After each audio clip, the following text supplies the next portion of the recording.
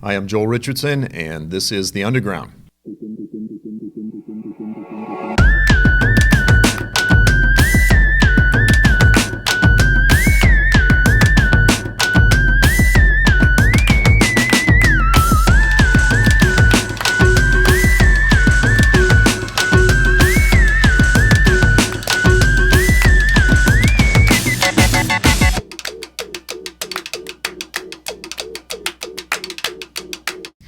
Welcome to this episode of The Underground, a program that explores the testimony of the biblical prophets, the gospel of Jesus Christ, current events, and how all of these things relate to you and me. Now, on this episode, I actually want to pick up with the last episode. Last time I was with you, we discussed the issue of the Antichrist and this notion, this idea that the Antichrist will be Jewish.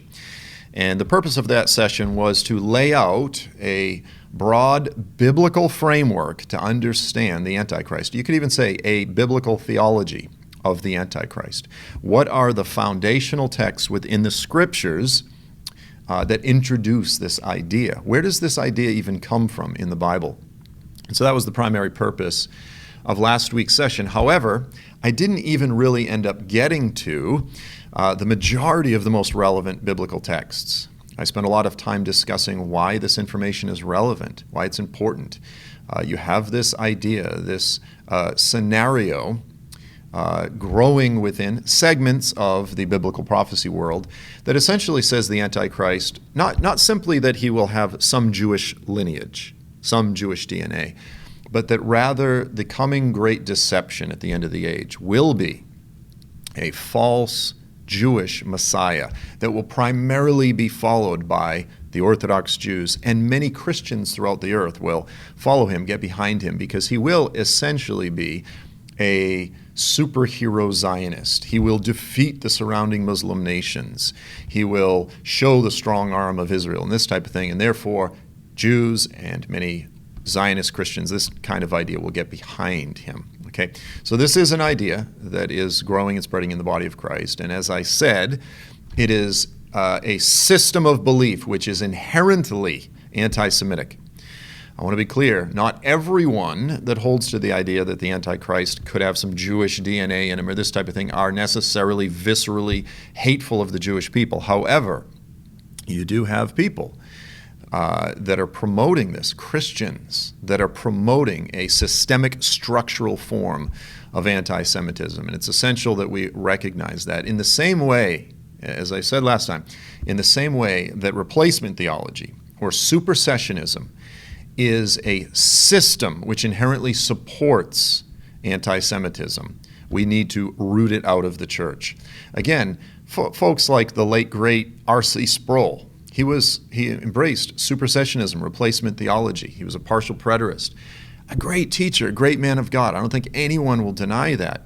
And I don't think anyone would say that he had a visceral hatred of the Jewish people, but he did support a system of theology which oftentimes does logically lead to a mistreatment of the Jewish people. And that is demonstrably, you can go through Christian history, that is demonstrably provable. Okay? This idea that God has permanently rejected the Jewish people, that he has transferred his purposes to the church, and that he was formerly working with the nation of Israel, and now he's working universally with all people. That idea, as innocuous as it sounds, as harmless as it may sound, if you follow it through to its very logical conclusions, which is exactly what thoughtful Christian theologians have done down through history, it leads you to ask this question. Say, okay, God, you have chosen to permanently disband this people, to exile them from the nation, to break them up as a family, as a people, to disperse them among the nations as punishment for their unbelief, for their rejection of Jesus. Then the next question is, how should we as Christians, as your servants, God, how should we be treating those that you are punishing, that you have chosen to permanently disperse? Or if there's this effort to revive, to reestablish the state of Israel, should we support it? Or have you permanently disbanded them? Right? So this led Christian theologians to coin the term, the Jewish question. And this became debated throughout medieval European Christian history. It was called the Jewish question. How should we treat them? Should we treat them with kindness? Perhaps they'll repent and turn to the gospel, turn to the Messiah. Or should we treat them with harshness? And so this question ultimately, after, again, centuries of debate among theologians, it led to, and again, demonstrably, episodes, punctuated, painful episodes of the mistreatment of the Jewish people. It led to Martin Luther in his book, The Jews and Their Lies, ultimately saying, guys, I'm going to answer the Jewish question once and for all. This is what we should do. Drive them like screaming dogs out of the city. Burn their synagogues to the ground. This type of thing, right? Horrible, horrible stuff. So then Adolf Hitler comes along, and again, Adolf Hitler was not a Christian. However, what did Adolf Hitler say? He said, I am going to bring the final solution. The final solution to what? To the Jewish question. Hitler was not a Christian, but his solution, the Holocaust, his effort to wipe out the Jewish people, was his effort to end once and for all this question that had been brewing among Christian theologians for centuries, okay? So no one can tell me that replacement theology, whether you want to call it inclusion theology, fulfillment theology, no matter how much of a nice spin you want to put on it, no one can tell me that it is not structurally and systemically hateful toward the Jewish people. History has proven it, and it ultimately did lead to, it led to pagans such as Adolf Hitler using Christian theology to support satanic acts. Okay, so likewise, the idea that the coming Antichrist, biblically speaking, is a false Jewish Messiah that will primarily be a Jewish nationalist, this type of thing, that is a fundamentally evil, clearly unbiblical, satanic doctrine that is spreading in the body of Christ right now. Again, so in case I didn't make that very clear last time, I think I've restated it pretty clearly. Now, let's look at the biblical basis, guys, because, again, I threw this out, and I interacted a bit with some of the comments. I had people say things like, well, Judas is an antichrist. I go, where does the Bible ever say that? The Bible does not portray Judas as an antichrist. People say, well, he's called the son of destruction, and the antichrist is called the son of destruction. Guys, this is within the interpretation of the Bible. This is a fallacy, okay? It's a common fallacy, and it's the type of fallacy that those who are not trained, who do not understand the proper, again, principles of biblical interpretation might make. Because one person has a particular characteristic or is called a particular thing does not mean that another person who has that same characteristic or is called that same thing are one and the same. Guys, Satan is called the morning star, essentially the son of the morning. Isaiah 14, Jesus is called the bright morning star. They are not one and the same.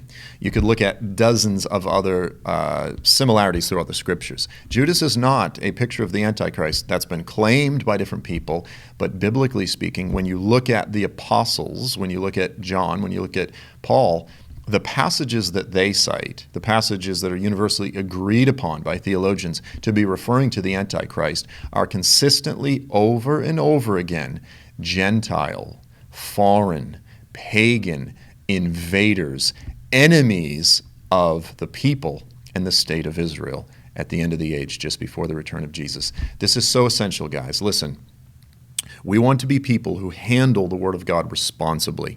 We want to be people who emphasize that which the Scriptures emphasize. We don't want to be like, well, if you look at this obscure passage in Judges, you've got this something, and so has suggested that this might be a type of the Antichrist. Or if we don't primarily build our theology based on esoteric, sort of, unusual texts and this sort of thing. We want to have clear foundation for our doctrines. Okay, so let's do that again, and we're going to speed through the passages that we already looked at. But we want to take some time to look at many of the passages that we didn't, because I want to drive this point home. Biblically speaking, the Antichrist is consistently, from the beginning to the end, portrayed as a Gentile, pagan, foreign, dictator, leader, invader of the land of Israel, an enemy of the people of Israel. That is the primary, foundational, biblical way that he is portrayed, not as a false Christ, not as a false Messiah, rather someone who is opposed to the redemptive purposes of Messiah, which is ultimately the salvation, yea, of the Gentiles, but yea, of Israel. First and foremost, it is the salvation of his people, Israel. That's exactly what Paul said, right? The gospel is proton to the Jew. It's first to the Jew. It's especially to the Jew. Yeah, it's for all of us Gentiles, but first and foremost, it's to the Jew. Any theology that doesn't understand that the gospel is most naturally first and foremost to the Jewish people has a bad understanding of the gospel, right? Okay, so we began by looking at Genesis 3:15, the proto-evangelion, the first gospel, the first instance of the gospel in the Bible. And this is the passage where the Messiah is introduced to us. He is the crushing one. He is the one that's going to crush the head of Satan. And it's introduced as this story that unfolds throughout the Bible, a story of enmity, a story of conflict between the children of Satan, the seed line of Satan, and the children of Eve, the righteous side. And again, we know that seed line produced people like Abraham, Isaac, Jacob, Noah, Abraham, Isaac, Jacob. And even from the children of Jacob came Judah, Genesis 49, the prophecy concerning the king of Israel that would come from Judah, the lion of the tribe of Judah, right? So that's the foundational text. We begin with this imagery of conflict between two peoples. We move forward.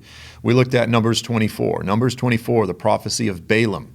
Balaam prophesies. He's looking at the tents of Israel, and he says that the seed of Israel would be well watered. It would provide relief and respite to the people, ultimately from the fall, which is exactly what is inferred back in Genesis 3:15.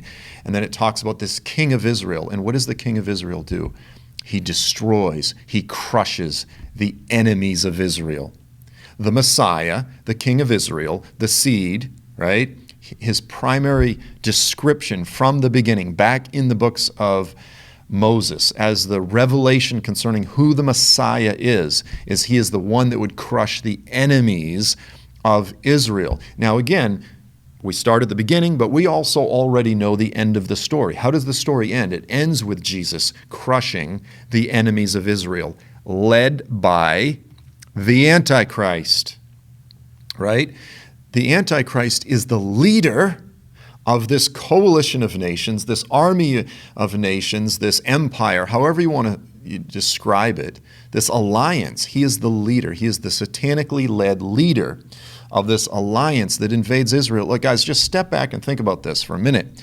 Anyone who understands Bible prophecy at all understands that the Antichrist leads a coalition of nations that invades the land of Israel.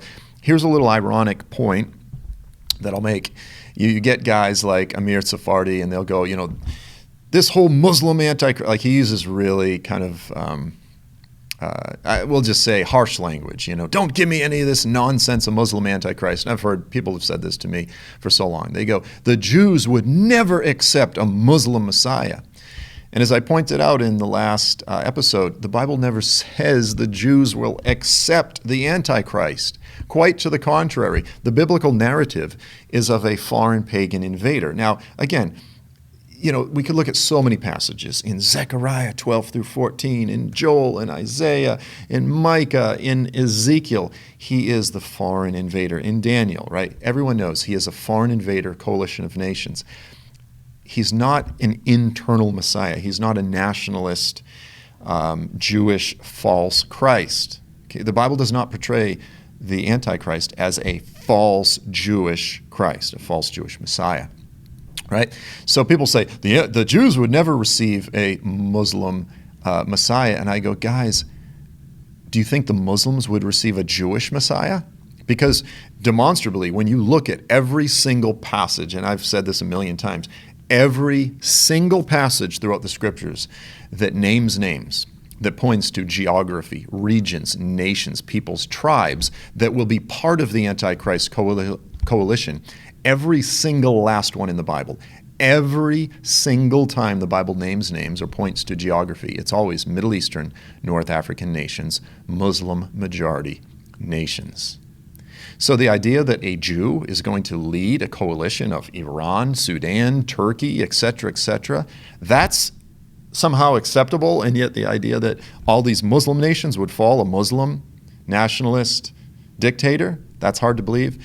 It's strange, the cliches that people throw out there.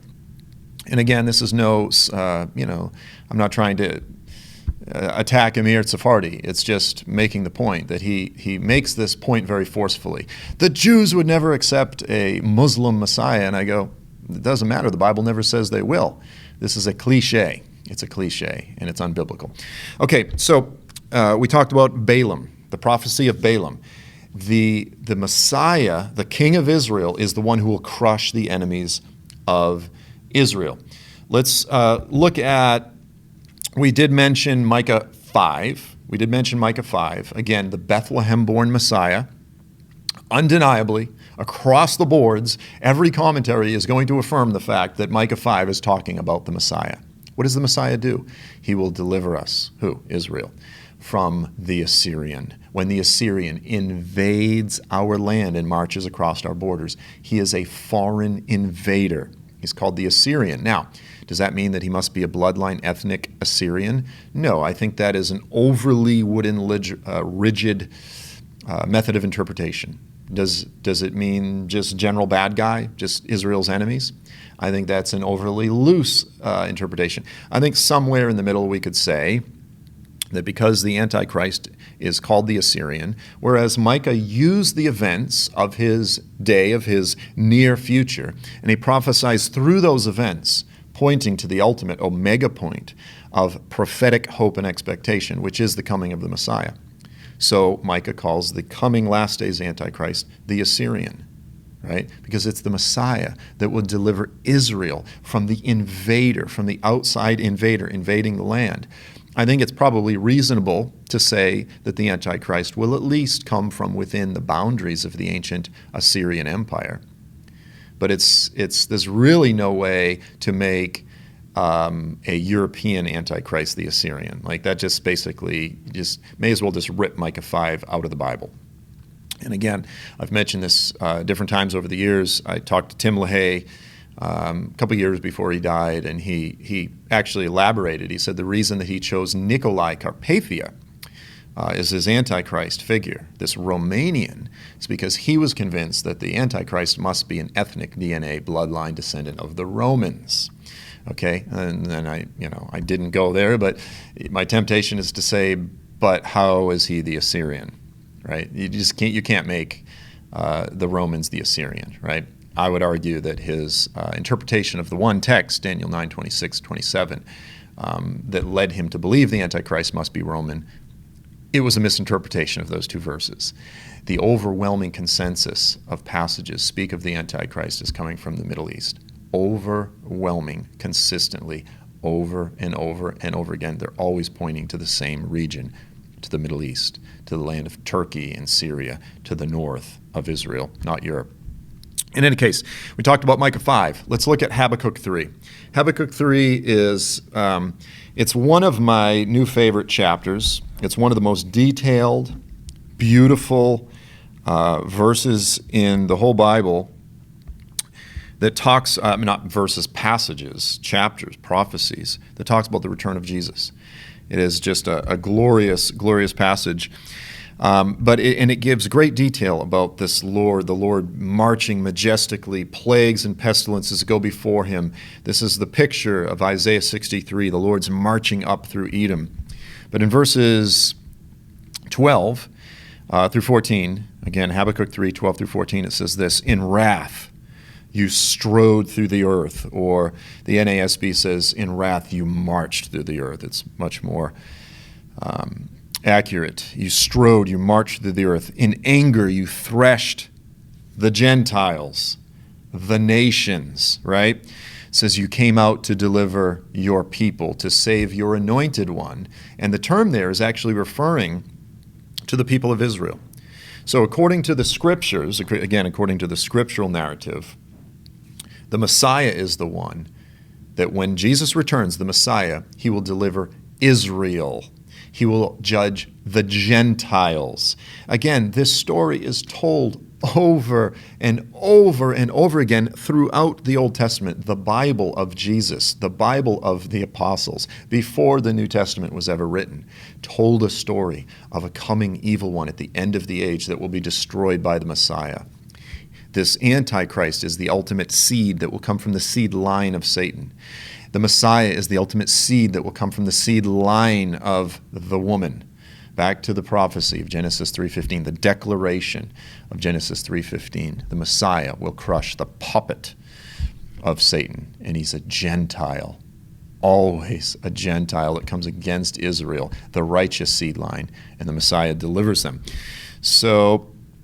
And then it goes on. It says, you went forth for the salvation of your people, for the salvation of your anointed people, the NASB says. And then it says this, you struck the head of the house of evil to lay him open from thigh to neck. So again, this is future. This is future. When Jesus comes back, he will strike, he will crush. Again, Genesis 3:15 always goes back to the crushing one. He will crush the head of the house of the wicked or evil. That's the Antichrist. In fact, this is one of the clearest, earliest biblical references to the Antichrist. He is called the head of the house of the wicked, or the head of the house of evil. And when the Messiah comes back, it says he will lay him open from thigh to neck. Some translations say from tail to neck. Okay, and that would sort of infer the dragon, the serpent more so. The Antichrist is the human puppet, if you will, of the dragon. He's the finger puppet. Woo! I'm the Antichrist! Except I guess with that analogy, I would be the puppet master. Satan is the puppet master. The Antichrist is the puppet. Okay? Then we can look at a lot of passages, again, in Isaiah and throughout the minor prophets. There's a lot that we could look at. But I wanted to make sure that we got to Daniel. I just sort of referenced Daniel in the last session. Daniel 2 is the foundational chapter in the book of Daniel that introduces a very important series of concepts. But ultimately you have this metallic statue. We all know the story. Nebuchadnezzar, the ruler of ancient Mesopotamia, he has a dream, and he's disturbed by the dream. So he calls all of his wise men and so forth, his court wise men. Guys, I want you not only to give me the interpretation of the dream, because you can fudge that. I want you to tell me the dream. If you tell me my dream, then I know that it's from, God or whatever, God, the gods. And then if you give me the interpretation, I'll trust if you can tell me the dream. And they're like, we can't do that. There is this guy, Daniel, from among the Jewish exiles, the Israelite exiles. Let's get him. Maybe he'll save our hides, type of thing. So Daniel comes, and he tells Nebuchadnezzar, he says, listen, know this, O king, there is a God in heaven who reveals these things to men. Give me a night to sleep on it. I'll come back to you. So Daniel does, and of course the Lord reveals Nebuchadnezzar's dream, and the dream is of a metallic statue. It's a metallic statue. We all know about the metallic statue. If you've been studying biblical prophecy at all for any number of years, everyone knows the statue. Head of gold, chest and arms of silver, belly, and it's important that from the belly down to just above the knees of bronze. Some of the old King James translations is copper. Bronze, belly and thighs of bronze. And then legs of iron, feet of iron and clay. Now, we're not going to discuss now the identity of all of these, but we all agree that it's Babylon, Medo-Persia, Greece. Okay? There's some debate within the body of Christ whether or not the legs of iron represent Rome or the historical Muslim empires. Of course, I hold to the idea that it's the Islamic empire, the historical Islamic caliphate, right? That's not the point of this particular discussion. However, the point is this. They are 4, or arguably 5, because the legs also have the feet of iron and clay, which is a last days manifestation of the legs of iron of that kingdom, a revival of that kingdom. So you have yea 4, yea 5. What are they? Gentile, pagan kingdoms. These are the primary vessels through which Satan will accomplish his efforts at resistance. Efforts at the resistance of what? Resisting the culmination and the fulfillment of God's promised plan of redemption, of restoration. Restoration of what? of the Garden of Eden, of the kingdom of David. Mix them together, pour some glory all over it. You're beginning to get a picture of the coming kingdom. The Messiah is coming back to restore, to undo the curse of the fall, to restore the Garden of Eden, to restore the throne of his father David. Again, something far more glorious than any of those things. He's coming back to do those things, right? And Satan has an effort throughout history. It unfolds throughout history. He is about the business of trying to thwart that promised plan of God. What is the primary way that he does that? Through pagan, Gentile empires, right? It's been Babylon, Medo-Persia, Greece. Those are the primary historical types of the Antichrist. When Sennacherib came in and carried away the northern 10 tribes of Israel, he becomes, according to Micah, the Assyrian. He becomes a foreshadow, a prototype of the Antichrist. That's why Micah calls him the Assyrian, the one that Jesus is going to deliver Israel from when the Assyrian marches into Israel's borders. Sennacherib, the historical invading leaders of the Assyrian Empire, right? Nebuchadnezzar becomes a type of the Antichrist. It calls him the Chaldean. You have references to Nebuchadnezzar being a type, a foreshadow of the Antichrist. And by the way, I'll throw this out because I've seen some people even made comments. They go, the Antichrist is going to be a Jewish Assyrian, a mixed, And this is an example of someone looking at one particular verse, and he's called the Assyrian. Therefore, they go overly rigid, overly wooden, literal, and they go, the Antichrist must be a bloodline Assyrian. And I go, the Bible also calls him the Chaldean. So you end up with all kinds of goofiness. We have to not take these passages in an overly rigidly wooden way and understand the pattern of biblical prophecy. Again, the prophets use events of their day or their near future, so they were relevant to their immediate hearers, but they're always prophesying through those events as they're pointing to the ultimate final eschatological end time conflict and victory of the Messiah. That's what they're always pointing to. And so again, we don't want to be overly wooden, rigid.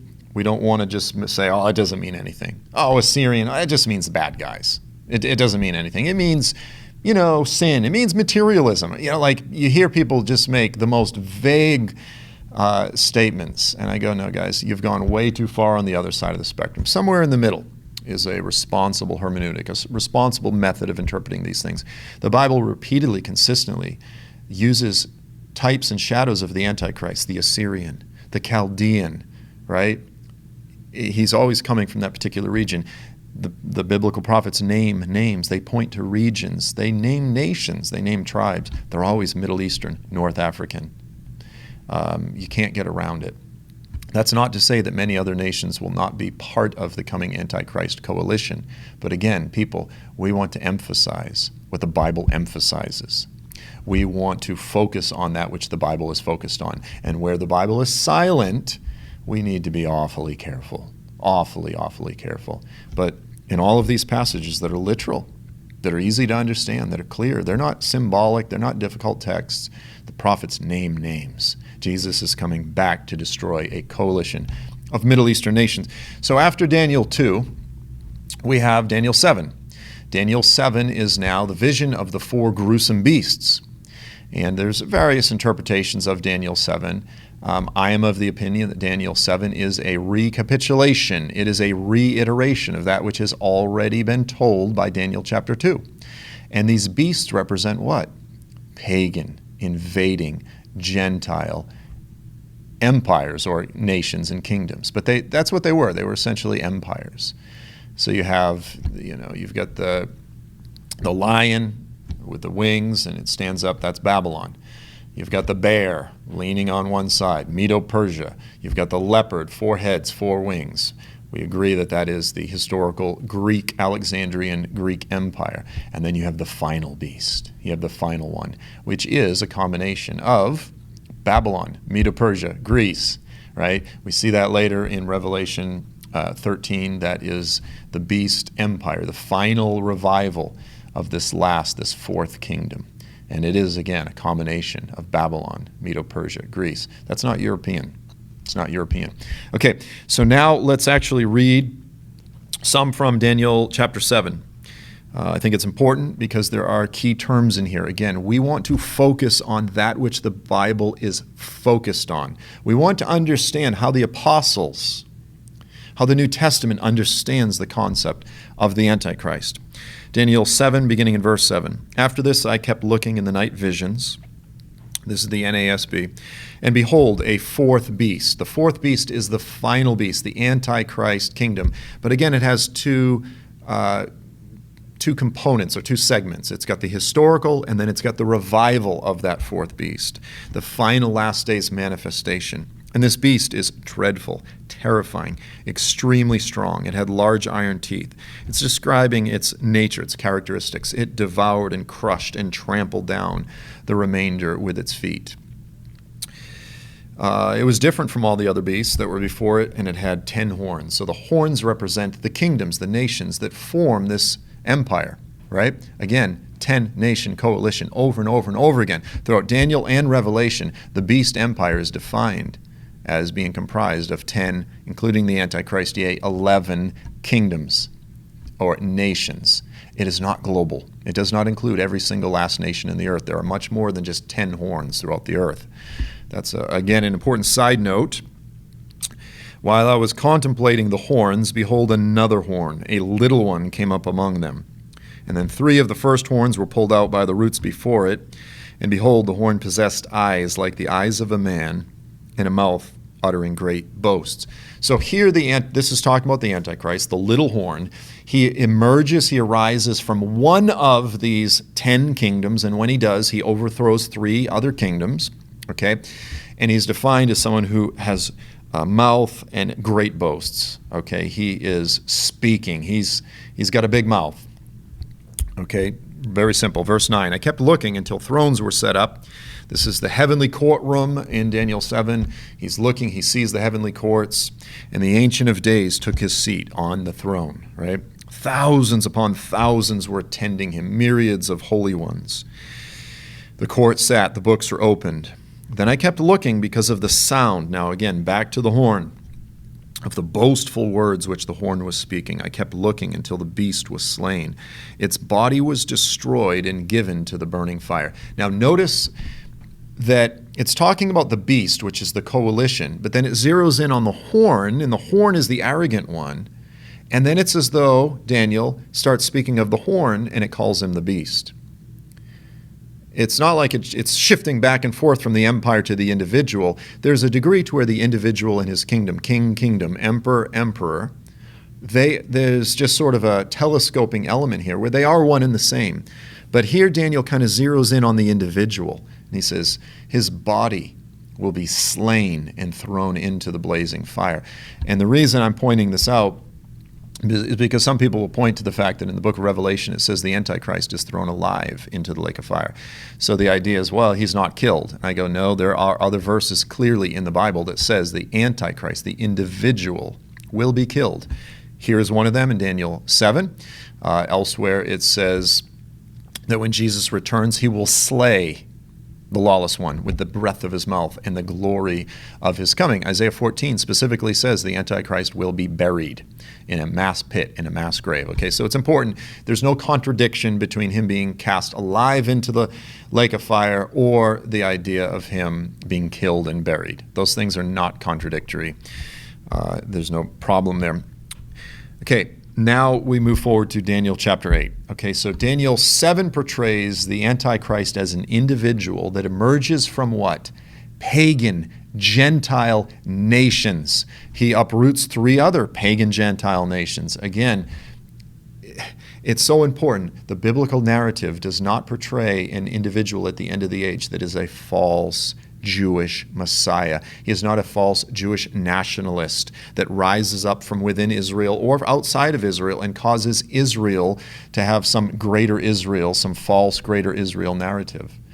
Again, that's the idea that has been set forth by Chris White, who's articulated these things in a few of his books, but he is not the only one.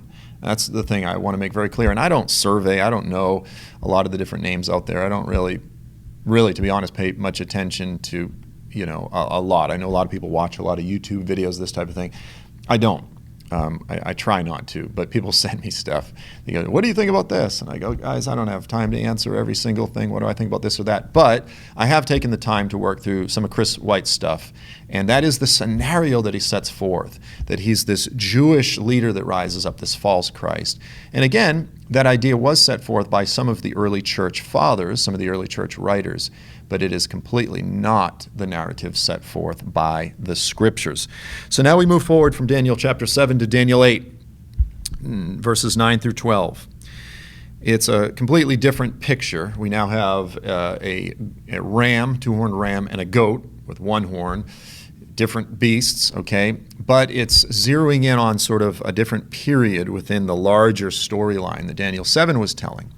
But then it uses very similar language. Here in Daniel 8, it uses very similar language to what we just saw in chapter 7. And it says, out of one of them came forth a rather small horn. So now it's different beasts, again, that have a different number of horns. And we're dealing with the goat. It had a prominent horn. The prominent horn gets broken off. 4 horns grow up in its place. And then out of one of these horns, and what are these horns? These are, again, kingdoms or nations. Out of one of them, out of one of these dynasties, a lot of people would say these are significant dynasties. Out of one of them comes a rather small horn. The exact same language that was just used of the Antichrist in Daniel chapter 7. And it says, the small horn grew exceedingly great toward the south, toward the east, and toward the beautiful land. Again, this is the Antichrist. Exceedingly great. And I'll show you why it's the Antichrist as we move forward. Paul clearly interpreted this little horn here as the Antichrist. Absolutely. It grew up to the host of heaven, and it caused some of the host and some of the stars to fall to the earth, and it trampled them down. Now, in the book of Revelation, chapter 12, it refers back to this event, and it places it in the future. It places this event when Satan is cast down to the earth, and he's enraged because he knows his time is short. It casts this as a future event that will happen in the midpoint of the final 7 years before the return of Jesus. And that's when all hell breaks loose, so to speak. But notice this individual, he's more than just a man. It's using, by the way, and all commentaries will acknowledge, it's using the historical character of Antiochus Epiphanes as its basis, as it's pointing to the ultimate last days Antiochus, the Antichrist, the ultimate last days enemy of Israel. Okay, but it's using the historical figure of Antiochus for Epiphanes. And again, it's more here. It's more than anything that a man can do. Antiochus didn't cause the host of heaven to come down, right? No. It trampled them down. It magnified itself. Now, here's the key. Here's a very important statement. This little horn, the Antichrist, will magnify itself, exalt itself to be equal to the commander of the host. The Antichrist will exalt himself to be equal to, or yea, even greater than Jesus, greater than Yahweh himself. Okay? And it removed the regular sacrifice from him. And the place of his sanctuary, that's Yahweh's sanctuary, is thrown down. The little horn, the Antichrist, will exalt himself above even Yahweh, to be equal to or greater than Yahweh, and that is carried out through the act of sitting in God's seat.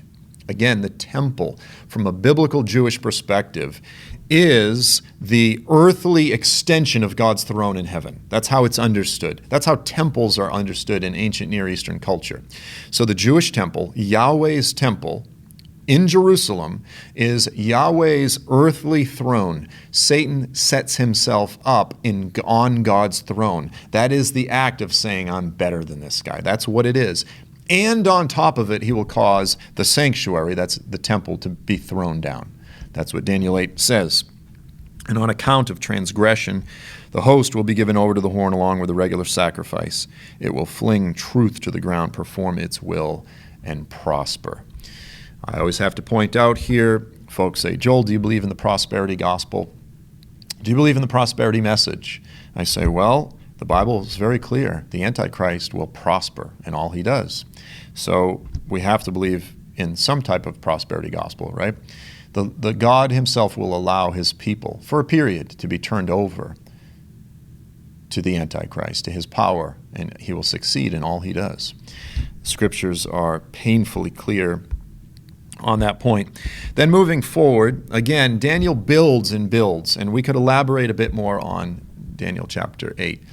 But in Daniel chapter 11, really 11 through 12, Daniel, again, is now focusing on sort of a different period of the larger story, but he reiterates and essentially tells the same story. And he talks about this individual in Daniel 11, verse 31, that will cause the abomination that causes desolation. It repeats this theme 4 times throughout Daniel. It talks about it in Daniel 8, talks about it in Daniel 9, talks about it here in Daniel 11:31, and then in chapter 12, verse 11, the abomination that causes desolation. He will cause offerings to cease in the Jewish temple, and he will destroy and cause the temple to be desolate. He will set himself up in the temple. That is a definitive event in the Old Testament narrative of this coming evil one. He doesn't build it up and say, hey, this is my place. He casts it down. He mocks it. He is the one who is arrogant in all that he does. He speaks unheard of things against the God of the temple. Against the God of the temple. Let's look at this. Daniel 11, 36 through 38. This is where we actually have some verses that speak of, in my opinion, the theology of the Antichrist. This is the foundational passage whereby the Bible defines the belief system of the Antichrist. It says this: the king will do as he pleases. He will exalt and magnify himself. Now again, here it is, reiterating what we just read in Daniel 8, above the commander of the host. It says, he will exalt himself above every god. He will speak monstrous things against the God of gods. Now, in my debate with Dr. Tommy Ice a few years ago, it ended. We were out of time. And Dr. Ice was laughing at me, going, the Antichrist is going to blaspheme God. You know, like he's going, a Muslim Messiah, like this just doesn't work. A Muslim Antichrist figure, it just doesn't work. And I said, well, he's going to be a blasphemer. How can he claim to be God? You know, that's what he was saying, is he was saying a Muslim would never claim to be God. I said, how can he claim to be Yahweh? Which God does he claim to be? Because the Bible says that he speaks blasphemies against God. And he goes, well, Jesus spoke blasphemies. I go, I didn't have the time to explain. There's different types of blasphemies. According to the Jews, there's the blasphemy of claiming to be Yahweh. That's blasphemy. But there are also blasphemies where you say Yahweh is, you know, this, that, and the other thing, to speak negative things about him. Jesus only spoke wonderful things about Yahweh, but he claimed to be Yahweh. That was blasphemy. The Antichrist, on the other hand, his blasphemy is that he will speak out against God.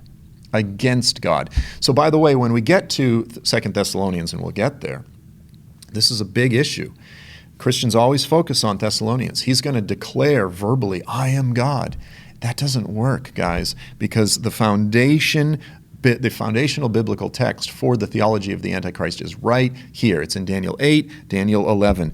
He exalts himself above all gods. He speaks monstrous things against Yahweh, right? He destroys, he desecrates, he vandalizes Yahweh's throne. And then it goes on. He will show no regard for Elohim Ab.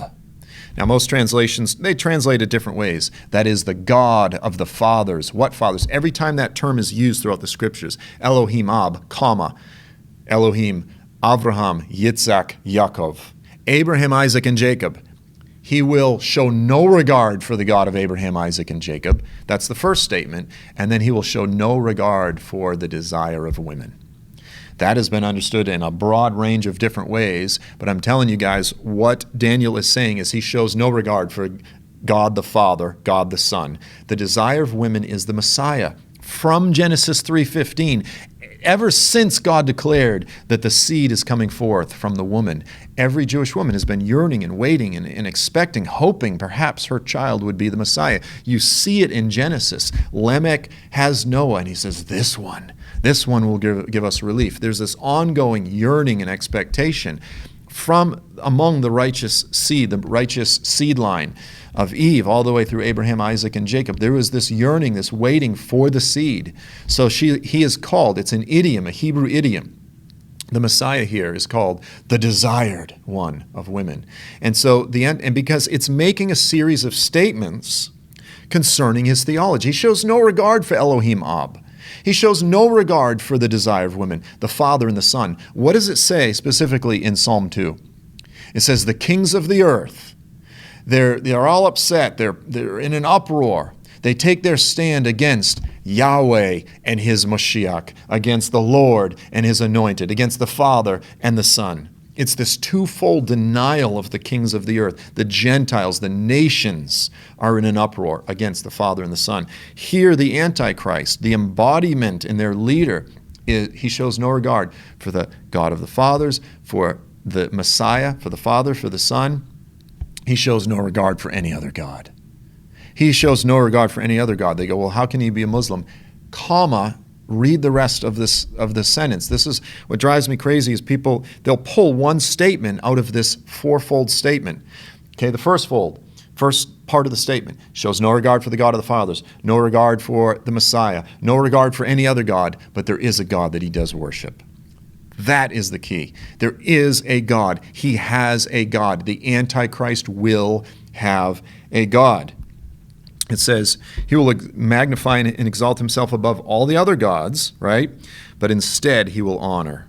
He does worship. He does honor a God of fortresses, a God of forces, a God of war. He has a God, and the Bible defines his God as a God of war. And then it says a God that his fathers did not know.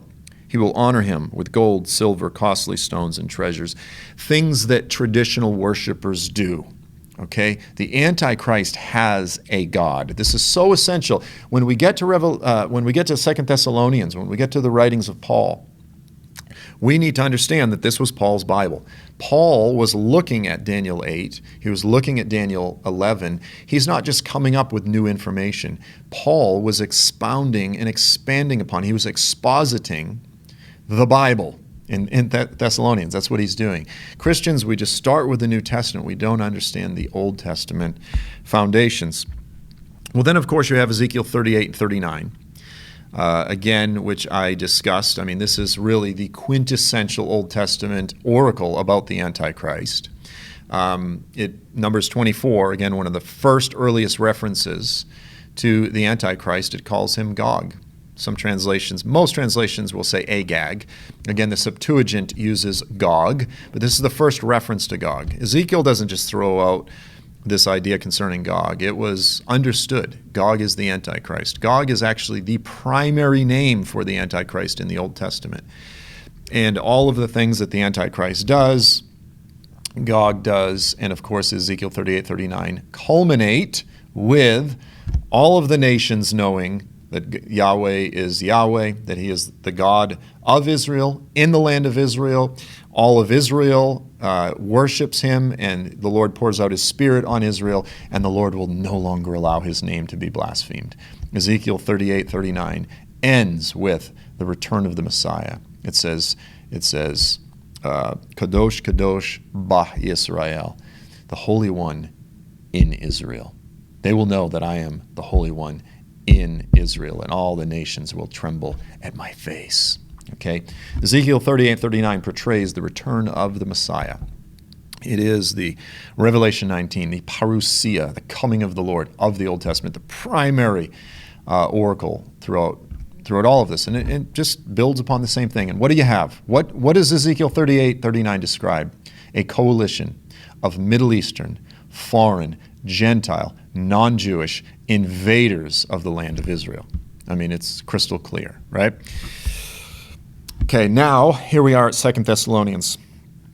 Now we get to the writings of Paul, the Apostle John, and let's look at this. In 2 Thessalonians 2, verses 3 through 5. Let no one in any way deceive you, for it, the day of the Lord, will not come unless the apostasy comes first, and the man of lawlessness, the Antichrist, is revealed, the son of destruction, who opposes and exalts himself above every so-called God or object of worship, so much so that he actually takes his seat in the temple of God. See, this is the whole point. It is the act of sitting in God's throne because he is going to destroy God's temple. He's going to desecrate it. He doesn't sit in God's seat and say, he's not going to pull a David Koresh. I'm God. Which God? If you believe that the Antichrist will verbally say, I'm God, the answer is which God? It can't be Yahweh because he speaks monstrous things against Yahweh. He blasphemes. He mocks Yahweh. He puts Yahweh down. He tries to, right? So it can't be Yahweh. So you go, well, it's a different God. He doesn't claim to be God. He claims to be, as it says in Daniel 8, equal to or superior to the commander of the Lord of hosts. He tries to set himself above the God of the Bible, but he also has a God. You cannot claim to be Yahweh. I'm Yahweh, and by the way, my God is so-and-so. Like, that doesn't work. You can't say, I'm Yahweh. He's a complete idiot. Okay, so in order to understand this difficult issue, how does the Antichrist relate? We have to understand the full counsel of Scripture. We have to understand the foundational texts that form the biblical understanding of the Antichrist, what he will do, who he will be, who he will lead, all of these things, right? It says displaying himself as being God. He tries to prop himself up and say, hey, I'm superior to the God of the temple, and I'm sitting in God's seat, right? If I'm sitting in God's seat, where is he? You've seen the atheists and the unbelievers. They go, well, if God's real, then may he strike me down right now with a bolt of lightning. And they go, well, I guess God's not real, ha, ha, ha. I mean, that's essentially what Satan will do, but in the most overt, offensive way possible. He will actually place himself in the temple of God, exalt himself above the commander of the host, and desecrate and bring to desolation the Jewish temple. He will cause the offerings to cease. And then he will continue to honor his God of fortresses. And again, I would argue that that is ultimately a God of jihad. That's a side issue. Verses 8 through 12. Then the lawless one will be revealed, whom the Lord will slay, kill with the breath of his mouth, bring to an end by the appearance of his coming. His coming. Where does that begin? Where does that foundational biblical concept, that theme begin? Deuteronomy 33. The Lord comes from Sinai. How does it end? It ends with the Lord saving his people Israel, verses 28, from the nations. It ends, he comes, the Lord comes, and he saves his people, and he's radiant like the shining forth of the sun. That's what this is ultimately referring to. He comes by the appearance, by the brightness of his coming. That is, and now he's talking about the Antichrist, the one whose coming is in accord with the activity of Satan, with all the serpent back in the garden, Genesis 3:15, all powers, signs, and false wonders, with all deception of wickedness for those who perish, because they did not receive the love of truth so as to be saved. For this reason God has sent them a deluding influence, so that they will believe what is false, in order that they may be judged. All will be judged who do not believe the truth, but took pleasure in wickedness. Who are the primary peoples of the earth that will be deceived? Will it primarily be Christians who support Israel? Will it primarily be Jews? No, it will primarily be the nations that have refused to love the truth that will come against the Jews and the Christians. That's what it clearly says in Revelation 12, right? The dragon goes after the woman and those who keep the commandments of Jesus. The Antichrist is the leader of the coalition, the armies, the nations that come against God's people, which is, yes, Christians, Messianic Jews, but also unbelieving Jews. Because as Paul says clearly, right, just work through Romans 9 through 11, they are unbelievers. They are enemies of the gospel, but yet they are beloved. They are beloved enemies. And his purpose, because of his covenants, is to ultimately save his people, Israel. Because again, the gospel is first to the Jew. And unless God saves the remnant, the residue, those who remain of his people, all Israel will be saved, Paul says. If he doesn't do that, then he is not faithful to his covenants. Anyone who understands the Old Testament story of God's promises to his people understand that it has to culminate with Israel being saved. Israel being saved. The story that the Bible tells is not one of Israel being the primary enemies of God. It is the story of Israel being chastised as children, as being pursued, as the enmity between the serpent and the seed of the serpent and the seed of the woman that culminates, that begins in Genesis 3:15, that culminates at the end of the age. 1 John 2, now here's the Apostle John. 1 John 2, verse 22. Who is the liar but the one who denies that Jesus is the Messiah? This is the Antichrist, the one who denies the Father and the Son. Where does John get that idea from? Again, what is the primary Old Testament text that defines the theology of the Antichrist? Where is it? If there's one place in the Bible that lays out his theology, it is in Daniel chapter 11. When John the Apostle is talking about the theology, the belief system of the Antichrist, he obviously is drawing from Daniel 11, 36 through 38, and he says he denies the Father, he denies the Son, he denies Elohim Ab, he denies the desire of women, because that's exactly what Daniel was saying.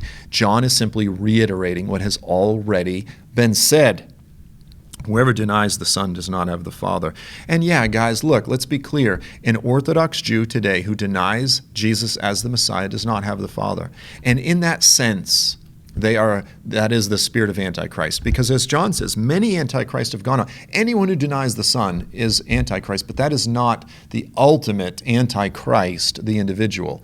And that is, there's a big difference between being an unbeliever because this is the thing, is this growing movement of Christian anti-Semites. They love to make that point. Yeah, but the Jews are Antichrist. Haven't you read the Talmud? Haven't you read? Guys, that's not a surprise. It's not a surprise to Paul, but he still calls them beloved. He goes, guys, whatever you do, don't look down on the unbelieving Jews. Don't look down on the natural branches. If you do, you will be broken off. If you look down with arrogance and think, yeah, but I'm a believer, they're not, and if you're bashing God's people, then you wild branches, you Gentiles, you run the risk of being broken off. And guys, I'm telling you, the language and the hatred that is used by an increasing number of anti-Semitic, Jew-hating Christians online, oh, the synagogue of Satan, haven't you read the Talmud? Like, it is vile. And it's growing and it's spreading. And you could say, well, that's because of YouTube culture or whatever. It's giving opportunity to the wickedness that's in man's hearts. But guys, it begins with bad theology. It begins with bad teaching. Or which comes first, the bad heart or the bad theology? I don't know. But the point is they work together. And I want to resist both. And I want to expose both. I want to expose the system and the corrupt hearts. And again, I want to be clear, some who embrace the system don't have the bad hearts, but stick in the system long enough and see where it leads you. Whoever denies the Son does not have the Father. The one who confesses the Son has the Father. Okay? John, when he talks about the theology of the Antichrist, is drawing directly from Daniel chapter 11, verses 36 through 38. He denies the Father. He denies the Son. He denies every other God. But he does have a God of war, a God of forces. We get to Revelation 13. Revelation 13, verse 1 through 4. The dragon stood on the sand of the seashore. The dragon is the serpent. The dragon is the serpent it's the Leviathan. It is the deceiver of Genesis 3:15. There's the dragon. He stands on the seashore. And then I saw a beast coming up out of the sea. Now again, the sea here represents the Gentiles. A coalition of nations come up out of the Gentile nations. It has 10 horns, 7 heads. Again, 10 horns, same thing, reiterating what Daniel has already said. And on his horns were 10 crowns, and on his heads were blasphemous names. The beast, the fourth beast of Daniel, what does it have?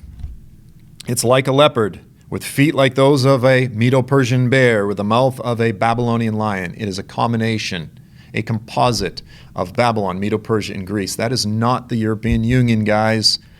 Wake up and pay attention. That is not the European Union. And these are not just characteristics. It's a misfit, weird beast that has a mixed body of all three. And that's exactly what it says, by the way, in Daniel chapter 2, verse 40, and then in verses 34 through 35, it says that when the beast is destroyed, this rock cut out not by human hands, that's the coming of the Messiah, when the Messiah comes back, it strikes the statue on the feet of iron and clay. And then the iron, the clay, the bronze, the silver, the gold were all destroyed at the same time. Why? Because when you destroy the feet, you are by virtue destroying Babylon, Medo-Persia, and Greece at the same time. Because the final beast empire is a composite of Babylon, Medo-Persia, and Greece. The dragon gave this Antichrist empire his throne and great authority. I saw one of the heads as if it had been slain. A fatal wound was healed. Again, the revival, the coming back of this kingdom. Again, that's the legs into the feet. Many believe the Antichrist himself individually will come back from the dead. That may be the case, but first and foremost, the beast is the empire.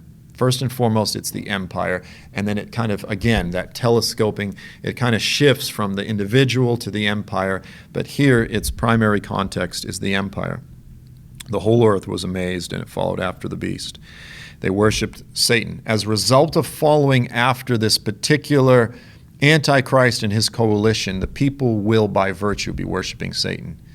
And guys, I'm sorry, but with any false religion today, when someone worships a false god, they are, through that false god, worshiping Satan. Doesn't mean that they are Satanists. They're not following Anton LaVey and, with goats and all this type of thing. They often believe. In times past, it was Baal versus Yahweh, right? It was Marduk. It was all of these various gods against Yahweh. But in the last days, Satan himself has dressed up and presented himself as if he is Yahweh. He's pretended to be the God of the Bible.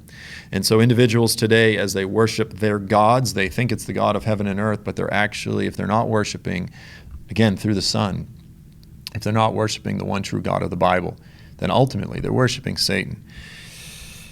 They worship the beast. They said, who is like the beast? Who can wage war with him? Well, this is an army, a coalition so great. Who can fight against this thing? This is not just Turkey. It's Turkey, it's Iran, it's Sudan, it's Libya, it's all the armies of the Middle East combined. Who can fight against this? Verses 6 through 10. There was given to him a mouth speaking arrogant words and blasphemies. Again, here's Revelation pointing back to the language of Daniel 8 and Daniel 11, and authority to act for how long? 42 months, 3.5 years. The Antichrist will act for that final 3.5 years.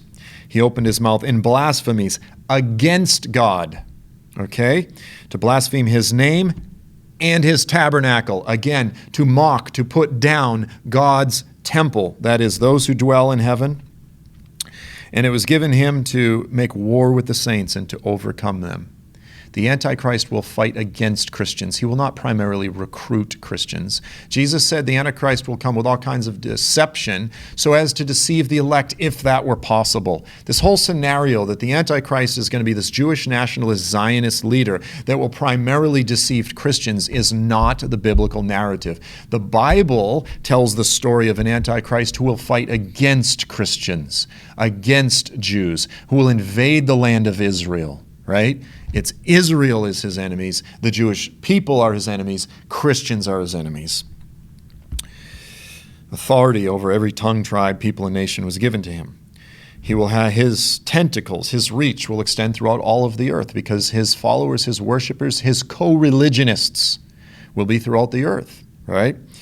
All who dwell on the earth will worship him, everyone whose name is not written in the book from the foundation of the Lamb who was slain. If anyone has an ear to hear, let him hear.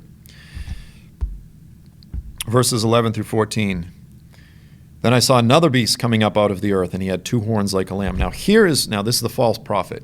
This is where people go, well, maybe the false prophet could be Jewish. That's possible. I want to acknowledge that's possible. Others say he could be a Christian.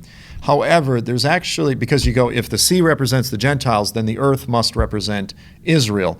That's not necessarily true. That's not necessarily true. In fact, I would suspect that the false prophet will also be a radical Muslim. I actually suspect that they're both going to be radical nationalist Muslims.